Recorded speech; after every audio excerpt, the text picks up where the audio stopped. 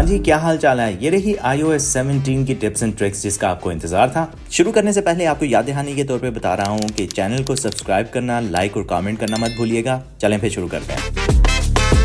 Apple ने recently contact की application को बहुत ज्यादा अपडेट किया है और सबसे मेन चीज उन्होंने पोस्टर्स ऐड किए हैं जो कि आप अपने कॉन्टैक्ट के साथ लगा सकते हैं। इसको सेट करने के लिए आप एडिट का बटन दबाएंगे जो कि टॉप राइट कॉर्नर पे किसी भी कॉन्टैक्ट के साथ नजर आता है। उसके बाद ऐड फोटो का ऑप्शन आपने चूज करना है और यहाँ पे आपको 4 डिफरेंट ऑप्शंस नजर आएंगे। आप इस कॉन्टैक्ट के लिए मोनोग्राम चूज कर सकते हैं जो कि बेसिकली लोगो है। उसके लिए आप उसका फॉन्ट, स्टाइल, कलर वगैरह भी चेंज कर सकते हैं। उसके अलावा आपके पास इमोजीज की ऑप्शन भी है जिसके अंदर आप उनको कुत्ता, बिल्ला, ड्रैगन वगैरह बना सकते हैं और अपनी फोटोज एप्लीकेशन में से कोई भी तस्वीर आप इस्तेमाल कर सकते हैं या फिर कैमरे का इस्तेमाल करके कोई भी लाइव फोटो लेकर उसको इस्तेमाल कर सकते हैं कॉन्टैक्ट के लिए। जैसे ही आप फोटो चूज कर लेते हैं तो उसके बाद आपको ऑप्शन मिलेगा फिल्टर्स ऐड करने का। इसके बाद आपको ऑप्शन दिया जाएगा पोस्टर्स चूज करने का। यहाँ पे भी आपके पास वही 4 ऑप्शंस मौजूद हैं। मैं एक तस्वीर चूज करूंगा। अगर ये तस्वीर पूरे स्क्रीन को नहीं भरती तो ऑटोमेटिकली AI इसको एक्स्ट्रा एक्सटेंड कर देगा ताकि वो स्क्रीन के ऊपर पूरी आ जाए। इसके अलावा आप इस कॉन्टैक्ट के फॉन्ट को, उसके कलर को, उसकी थिकनेस वगैरह को सब कुछ चेंज कर सकते हैं। इस पोस्टर के ऊपर डिफरेंट फिल्टर्स भी लगा सकते हैं जिससे उसके कलर वगैरह चेंज होंगे और इन 3 दानों को दबा के आप डेप्थ इफेक्ट भी ऐड कर सकते हैं जिससे ऑटोमेटिकली जो भी आपका सब्जेक्ट होगा तस्वीर में वो टेक्स्ट से आगे आ जाएगा। आप स्क्रीन पे 2 उंगलियों के इस्तेमाल से इस फोटो का साइज बड़ा छोटा भी कर सकते हैं और इसको रिपोजिशन भी कर सकते हैं। ये सब करने के बाद जब भी आपको इस कॉन्टैक्ट की तरफ से फोन आएगा तो आपको ऑटोमेटिकली उसका पोस्टर स्क्रीन पे इस तरह नजर आएगा।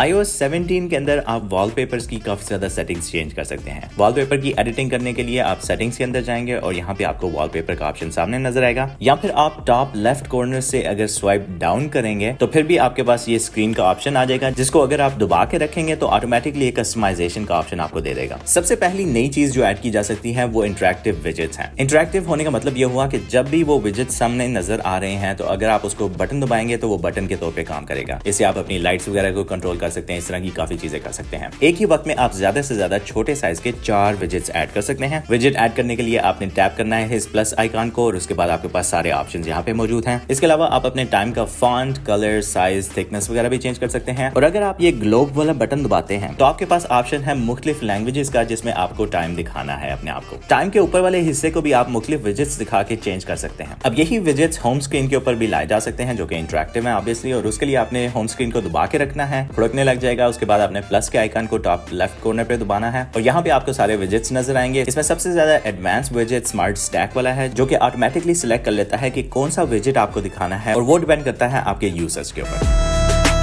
iMessage के अंदर भी बहुत ज्यादा नए फीचर्स आ गए हैं। मसलन ये कि अगर आपको कोई मैसेज आया हुआ है तो उसके ऊपर स्वाइप राइट करेंगे तो ऑटोमेटिकली उसका रिप्लाई बन जाएगा और कोई भी आप रिप्लाई सेंड कर सकते हैं जैसा कि व्हाट्सएप के अंदर पहले ही हो रहा है। इसके अलावा जो आपका मेन मेन्यू था जो कि मैसेज के टेक्स्ट बॉक्स के ऊपर नजर आता था वो मेन्यू हाइड हो गया इस प्लस के आइकॉन के अंदर। जब इसको टैप करेंगे तो आपके वो सारे मेन्यू के फीचर्स यहाँ पे नजर आएंगे। इसके अलावा सबसे इंपॉर्टेंट फीचर चेक इन का है, खासतौर पर हम लोगों के लिए, क्योंकि जब भी हमें किसी रिश्तेदार के घर से घर तक पहुंचना हो तो सबसे पहला काम ये करना होता है कि उनको मैसेज कर दिया जाए कि सेफली पहुंच गया। ये थोड़ा सा मैनुअल काम था तो एप्पल ने ये फीचर ऑटोमेटिक कर दिया है। इसको ऑन करने से ये ऑटोमेटिकली आपके आईफोन की लोकेशन को ट्रैक करता रहेगा और अगर 15 मिनटों के अंदर अंदर ये लोकेशन चेंज नहीं होती तो ये ऑटोमेटिकली आपको एक दफा रिमाइंडर सेट करेगा कि जनाब सब कुछ ठीक ठाक है ना, मैं पुलिस को कॉल करने लगा हूँ, आपके रिश्तेदारों को बताने लगा हूँ कि कुछ हो गया, आपकी लोकेशन चेंज नहीं हो रही। और जैसे ही आपकी लोकेशन घर को हिट करती है तो ऑटोमेटिकली मैसेज चला जाएगा चेक इन का आपके रिश्तेदारों को कि खैरियत से आप घर पहुंच गए। इस एग्जाम्पल में ये फीचर इस वजह से काम नहीं कर रहा क्योंकि दोनों आईफोन्स के अंदर iOS 17 होनी लाजमी है।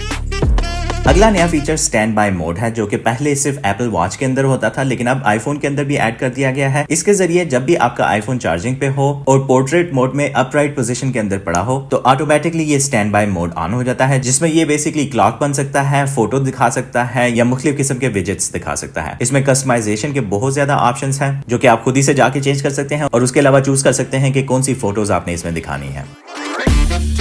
एयर ड्रॉप के अंदर भी कुछ नई अपडेट्स आई हैं। सबसे पहली ये कि उसकी लुक और यूआई की लुक चेंज हो गई है। जब भी कोई आपके साथ फाइल शेयर करता है तो इस तरह दिखता है और जब आपने किसी के साथ फाइल शेयर करनी हो तो आपका नाम जिस तरह एयर ड्रॉप में नजर आता है वो सबसे नीचे आपको इस तरह करके नजर आएगा जिसको टैप करके आप अपना नाम चेंज कर सकते हैं। और जब भी आप किसी को बड़ी फाइल्स एयर ड्रॉप कर रहे हो तो आपको वहीं पे उनके साथ जुड़ के बैठने की जरूरत नहीं रहेगी पहले की तरह। ये सारी फाइल्स इंटरनेट के जरिए शेयर होती रहेंगी आप जहां मर्जी जाएं। जब भी आप किसी के साथ कोई फाइल शेयर कर रहे हैं तो आपके पास ये नया ऑप्शन है जिसके जरिए आप एक अनमोडिफाइड ओरिजिनल वर्जन एक्सपोर्ट कर सकते हैं जस्ट इन केस आपने उस फाइल के अंदर कोई चेंजेस की हो। उसके अलावा जब भी आप कोई फाइल शेयर कर रहे होंगे तो इस ऑप्शन की सेटिंग्स के अंदर जाके आप उसकी मुख्तलिफ फॉर्मेट भी चेंज कर सकते हैं जो कि जिस डिवाइस में आप फाइल सेंड कर रहे हैं उसके हिसाब से ऑटोमेटिकली कंपैटिबल हो जाएगी। ये फीचर पुराने iOS के वर्जन में नहीं था और iOS 17 के अंदर मौजूद है। नोट्स की एप्लीकेशन के भी काफी ज्यादा अपडेट्स हैं। उसमें सबसे पहले लिंक्स ऐड कर सकते हैं आप नोट्स के अंदर जिनके जरिए आप मुख्तलिफ नोट्स को कनेक्ट कर सकते हैं किसी भी टेक्स्ट के साथ, जैसे बैक लिंक्स होते हैं, और इस तरह आप अपने आइडियाज, कॉन्टैक्ट और मुख्तलिफ किस्म की इंफॉर्मेशन को एक ही नोट के अंदर तसलसल के साथ रख सकते हैं। इसके अलावा हमारे पास पहले एक मोनोस्पेस्ड फॉर्मेट के नाम से एक टेक्स्ट की फॉर्मेटिंग का ऑप्शन था जो कि अब अपडेट होकर मोनो स्टाइल फॉर्मेट के नाम से हो गया जो कि काफी बेहतर दिखता है। ना सिर्फ ये बल्कि आपके नोट्स पेजेस की ऐप के साथ कंपैटिबल हो गए हैं जिसमें आप उसको फॉर्मेट कर सकते हैं, उसका लेआउट वगैरह चेंज कर सकते हैं और ये सारी सेटिंग्स कर सकते हैं।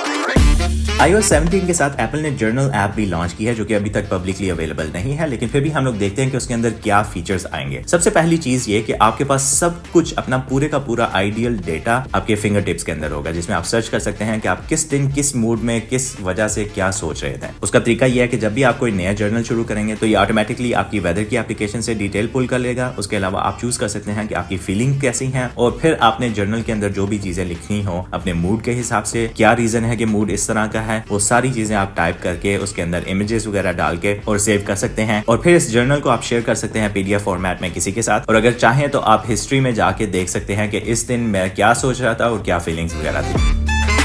सीरी की एक नई अपडेट आई है जिसमें बजाय इसके कि हम लोग हाय सीरी और हे सीरी कहें, सिंपली सीरी कह के भी उसको एक्टिवेट कर सकते हैं। इसके लिए आपने सेटिंग्स में जाना है, सीरी एंड सर्च के अंदर जाना है और लिसन फॉर के ऑप्शन को चूज करके यहाँ पे चेंजेस कर देने हैं। उसके बाद आप कैसे सीरी को चाहते हैं कि वो रिस्पॉन्स करे आपको बुलाने पे। अगर आप प्रेफर करते हैं कि खामोश रहे या कुछ बोले तो वो यहाँ पे जाके आप चेंज कर सकते हैं। और अगर किसी वजह से आपने सीरी की सारी डिटेक्शन हिस्ट्री डिलीट करनी है तो उसका ऑप्शन यहाँ पे सीरी एंड डिटेक्शन हिस्ट्री के ऑप्शन में आपको नजर आएगा जहाँ पे आप सिंपली उसको डिलीट कर सकते हैं।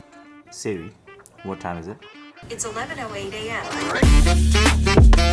अब चूंकि iOS 17 के बाद एप्पल ने इजाजत दे दी है कि आप किसी भी अरे गहरे नत्थु खैरे की एप्लीकेशन को डाउनलोड कर सकते हैं और उसको पूरी तरह एक्सेस दे सकते हैं। इस वजह से आईफोन के अंदर काफी ज्यादा सिक्योरिटी रिस्क्स हैं और आपको इसके लिए मेंटली तौर पे तैयार करने के लिए जैसे ही आप iOS 17 पे अपडेट करेंगे आपको ऑटोमेटिकली ये नोटिफिकेशंस मिलने लग जाएंगे जिसमें मुख्तलिफ एप्लीकेशंस के बारे में बताया जाएगा कि इनके पास फुल एक्सेस है आपकी फोटोज की एप्लीकेशन के लिए, लोकेशन के लिए वगैरह वगैरह, जिसको आप जाके चेंज कर सकते हैं। उसके लिए आपने सेटिंग्स के अंदर जाना है, चूज करना है कि कौन सी एप्लीकेशन के अंदर आपने कौन से फीचर्स चेंज करने हैं। उस फीचर को क्लिक करके आप उसकी एक्सेस लिमिट कर सकते हैं या फुल एक्सेस ही उसको दे सकते हैं।